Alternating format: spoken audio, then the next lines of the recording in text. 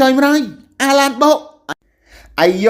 បងប្អូនងើទៅពីដេកទទួលបានរង្វាន់ធំតែម្ដងផងដែរបងប្អូននៅចាំវីដេអូមួយដែលខ្ញុំនិយាយអំពីពលានយន្តហោះថ្មីសម្ដេចតេជោឬក៏ហៅកាត់ថា KTI ទេបងប្អូនហើយក៏មានបងប្រុសក៏បានចូលមកខមមិនថានេះអាត្រូពងមានប្រជាពលរដ្ឋបាត់ដីនៅទីនោះច្រើនណាស់យោយបងប្អូនខ្ញុំក៏បានលើកខមមិននោះមកប្រាប់ឲ្យខ្ញុំគិតថាប្រហែលជាគាត់នឹងជាជនជាតិថៃទេហើយក៏ប្រហែលជារូបរបស់គាត់នឹងជា AI យកមកធ្វើពួកថៃយកមកធ្វើទេប៉ុន្តែឥឡូវអត់មែនជា AI ទេបងប្អូនគឺចេញមកទៀតហើយបាទគឺឈឺចាប់ណាបងអើយបាទគាត់ថាអាចុយម្ដាយអាឡានបោអាយយបងប្អូនអើយពាក្យនេះពីរលឺឲ្យភ្ញាក់ពីដេកមកក៏មានកម្លាំងព្រឹសក្នុងការបាទធ្វើវីដេអូតែម្ដងបាទរឿងដោះបន្លាលួស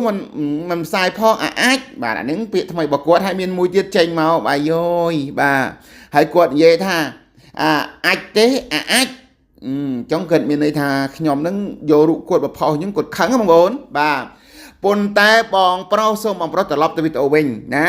ខ្ញុំប្រាប់ហើយថាអ្នកណាដែលចូលមកខមមិនវីដេអូខ្ញុំបើភ្លេគឺខ្ញុំដាក់ហើយបាទអញ្ចឹងបងប្អូនជួយដាក់ម្នាក់មួយម៉ាត់មកគាត់ថាប្រលានយន្តហោះបាទថ្មី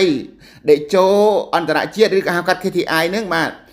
ធ្វើឲ្យប្រជាពលរដ្ឋបាត់ដីទីនោះច្រើនណាស់យកដីប្រជាពលរដ្ឋច្រើនណាស់ខ្ញុំថាអត់ទៅទេបាទដោយសារតែគាត់ជាពួកប្រឆាំងបាទហើយអ្វីដែលឃើញខ្មែររីកចម្រើនអត់បានទេហើយកុំគិតថាថ្នាក់ដឹកនាំមិនដោះស្រាយរឿងបន្លាលូគេដោះស្រាយដោយសន្តិវិធីគេយកខួសក្បាលមកគិតម៉េចលោកឯងនឹងបងប្រុសឯងនេះចង់ឲ្យគេទៅធ្វើសង្គ្រាមជាមួយថៃមែនហើយបើសិនជាធ្វើសង្គ្រាមបានអីមកវិញមែនលោកឯងអ្នកធ្វើសង្គ្រាមបានអីមកវិញហាខ្ញុំសួរចែកលោកឯងចង់មកដូចនៅកាសាមែនទេអត់ទេអូតាមត្រេនគេអត់ទាន់ហ្មងបងប្រុសហាបងឯងតាមត្រេនគេអត់ទាន់ទេណា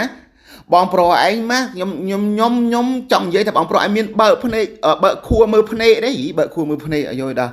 ល់ពេលខឹងពេកមិនដឹងនិយាយអីត្រូវបងប្អូនជួយដាក់ម្នាក់ម៉ាត់មក